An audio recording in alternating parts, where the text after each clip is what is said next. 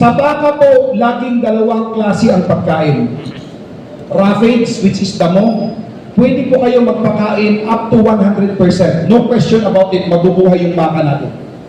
Pero yung concentrate, pag ginawa nyo sa isang araw na walang damo, puro lang feeds ang inyong pinakain, tawag po natin dito feeds, ang tawag po sa amin is cattle concentrate.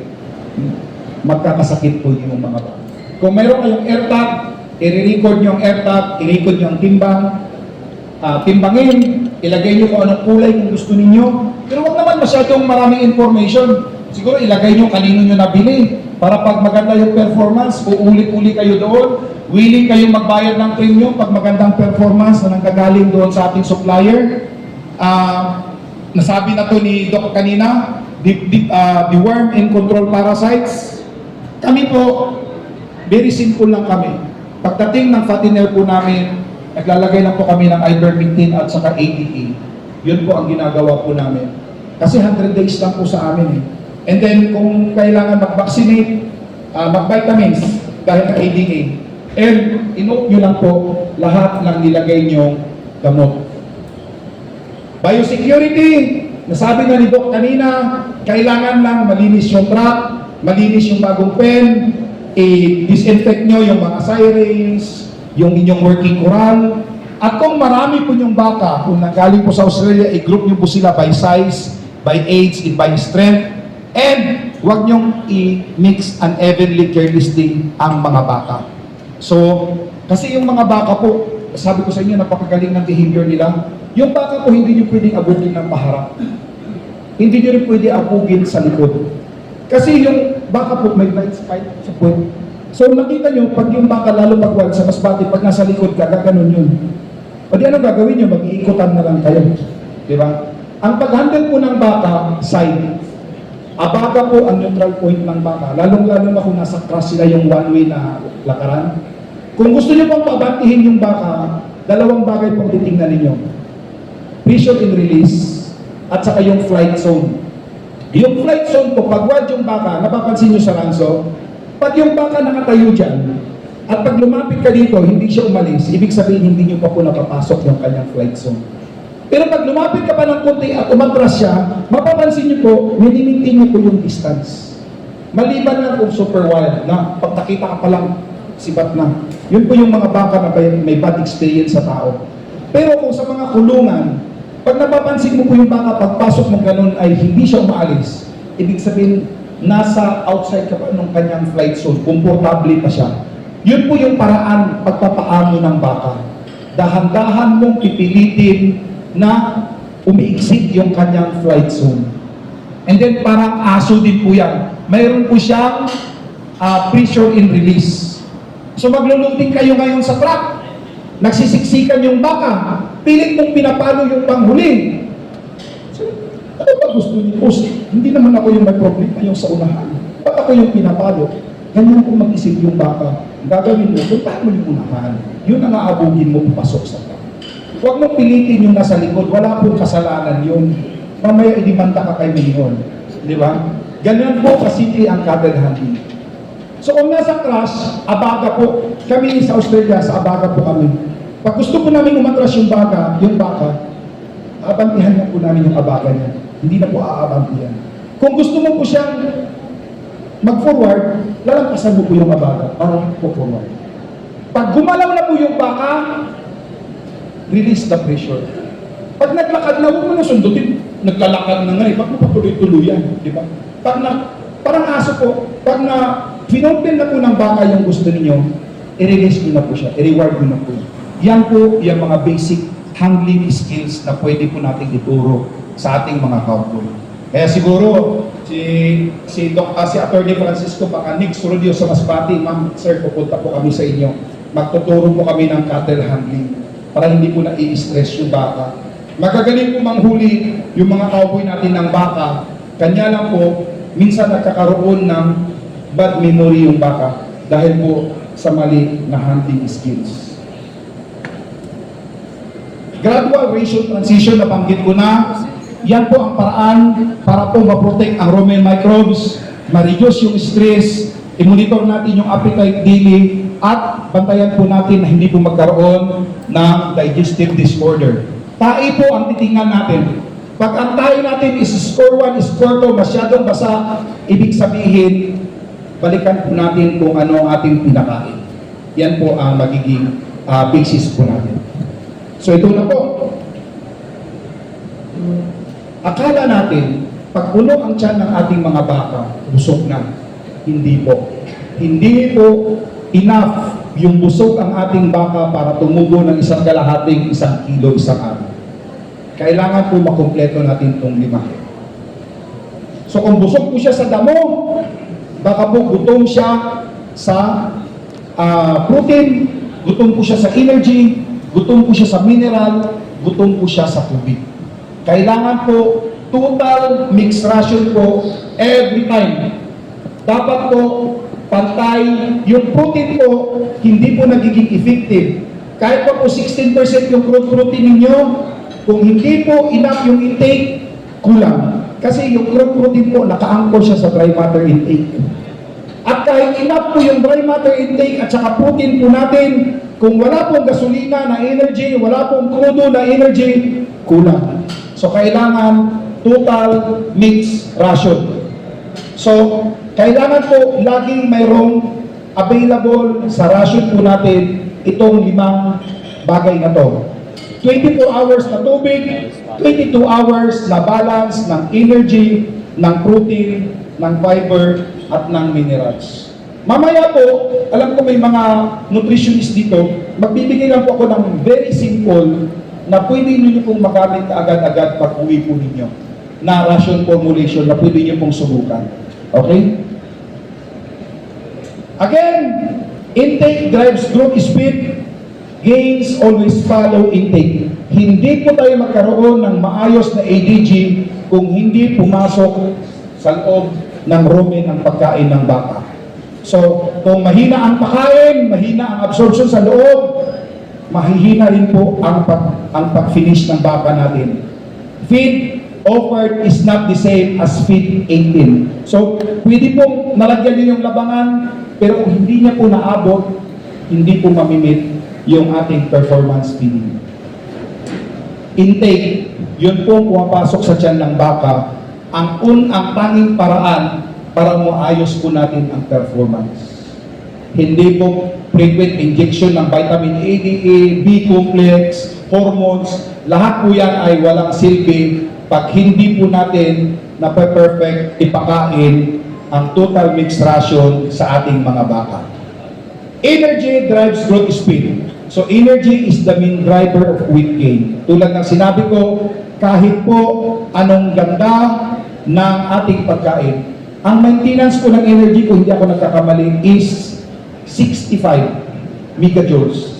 Ang maintenance po, ang ibig po sabihin, yung baka po natin, sa ayaw at sa gusto po natin, kailangan po niya ng 65% megajoules araw-araw.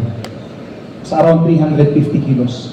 Para po gamitin niya sa paghinga, gamitin niya sa pagkain, gamitin niya sa kunting paglalakad. At pag hindi po natin na-meet yan, wala po siyang idadagdag na timbang. Wala po siyang idadagdag na gatas. Kung sa driver pa ng taxi, yan po yung boundary. Sa ayaw at sa gusto ni taxi driver, magbabayad siya ng 2,000 na boundary kahit ang binyahin niya ay 2 oras lang sa loob ng isang araw. Ganyan din po yung baka natin. Every day, mayroon tayong binabayarang boundary, ang tawag niyan, maintenance. At that is around 65 megajoules ME every day. At pag hindi po natin na-meet yan, hindi po natin nag-uumpisa yung gain. Kadalasan po sa mga feedlot, dahil hindi po umaabot ng 22 hours ang kanilang pagkain, halos na sa 65, 70. Imbis ko sana na aabot ng 165, ando doon lang sila sa 60, 70, 80. Kaya yung weight gain, imbis na ma-harvest yung baka ng 100 days, nagiging 6 months po yung kanilang patining. Hindi po ba sayang, araw-araw nagpapakain tayo, kunting-kunti na lang yung diferensya, tinipid natin, bukas gagastos ulit tayo ng 65 megajoules, pabalik ulit tayo, inilagpas lang natin ng konti. Yun po ang dahilan kung bakit maraming nagfa-fattening na umaabot ng 6 months bago ma-harvest. Isipin niyo po, ilang 65 po dapat ang magagamit ninyo kung 100 days? 650 lang. Eh inabot niyo po lang 200 days yung fattening period niyo. Doble po. Dumoble yung gastos niyo, dumoble yung pagod niyo, dahil naka-boundary na kayo, hindi niyo pa po sinagad na umabot doon sa 2.5% ng maintenance para po umabot ng 1.5. Yan po ang rason kung bakit matagal, mabagal na tumubo ang 350 kilos ng maraming nagpapatinig dahil hindi po nila naiintindihan na mayroon pong maintenance. Mayroon pong boundary na sa ayaw at sa gusto po natin, kakainin po yun ang baka natin at wala pong balik. Kailangan po araw-araw sagarin po natin na above maintenance yung ating pakain para po ma-materialize natin yung 1.5 kilo a day. Ito pong fiber, maliban lang siguro sa mga nag-aakala na magpakain lang ako ng feeds ng baboy, tataba po yung baka ko, wala nang damo-damo. Hindi po pwede. Sa baka po, laging dalawang klase ang pagkain. Roughage, which is damo, pwede po kayo magpakain up to 100%. No question about it, mabubuhay yung baka natin. Pero yung concentrate, pag ginawa nyo sa isang araw na walang damo, puro lang feeds ang inyong pinakain, tawag po natin dito feeds, ang tawag po sa amin is cattle concentrate, magkakasakit po yung mga baka. Kasi kailangan po ng baka ang fiber araw-araw. Kasi yan po yung kanyang hunguyain para mag-produce po ng laway, at ang laway po na yan, mag-i-stabilize po ng microbial population sa loob ng rumen. At mag-stable po ang rumen natin, protektado po ang kain ng ating mga baka. Kasi yung inuhulog po natin na concentrate ay nakakain po at nadadigest po ng maayos ng ating microbial population. Tingin ko sa Pilipinas, hindi po problema ito kung hindi tapat. Ang dami pong damo eh. Ang problema lang natin minsan, akala natin pwede lang po na concentrate lang yung pakain. By the way, ako po, dinidiscourage ko po yung pagpapakain ng feeds na manok at saka baboy sa baka. Unang-una po, iba po yung digestive system ng mga manok at saka baboy. Simple stomach po yan. At ang pinakamasama po dyan, meron pong mga feeds, likat po ito sa baboy at saka sa manok na animal protein. Kasi sa ibang bansa po, pag nagkakatay po sila, hindi pa sila kumakain ng dinuguan. Yung dugo po, pinoprocess po nila bilang blood meal. At yung buto, dahil hindi sila nagbubulalo, ginigiling din po, nagiging bone meal. At bawal po yan ipakain pabalik sa ruminants. Kasi yan po yung sanhi ng mad cow disease. So sana po, in as much na gusto natin, iwasan po sana natin, dahil pag nagkaroon po tayo ng mad cow disease, mayroon na po tayong bird flu, meron na po tayong ESF, winner na po tayo sa Pilipinas, kumpleto na po yung sakit yan. Kawawa naman po tayo. Ito na lang po yung last stand po natin. Huwag po natin pakainin ng pagkain ng manok at saka baboy yung ating mga baka. Protein support muscle growth, support microbial efficiency, kasi po yung microbes, pag kumain po yun ng protein, pag namatay po yun, nagiging microbial protein din po siya. Okay? So ito na po yung nagsusupport ng tissue growth, gatas, di ba? Better feed response, and common local sources must be balanced. May mga example po tayo maya-maya. So pag maliit din po yung protein natin, ang problema natin sa protein, minsan maganda yung formulation natin. 14% crude protein. 12 lang yung kailangan eh. Ang problema po niyan, ang katapat po niyan is 3% dry matter. So sa 350 kilo na baka or 400 kilo na baka, ang 3% po na dry matter niyan is 12 kilos dry matter intake. At ang katapat po niyan is 14. So parang almost 1.2. Ang problema po, pag yung intake po natin hindi umabot ng 12, kaagad-agad po nagkaroon ka ng deficiency sa protein. So kailangan i-balance po natin na siguraduhin po natin na pumasok po yung buong pagkain na kailangan ng ating mga baka. So again, minerals and vitamins complete the program. So maximum 3 tablespoon supports appetite, Calcium, kami po gamit namin, limestone lang po na yung minimina, 3 kutsara, para hindi na po masyadong complicated. Yung vitamin trace minerals po naman, nakakabili po kayo na ang inclusion rate is 1 kilo in every ton of cattle concentrate.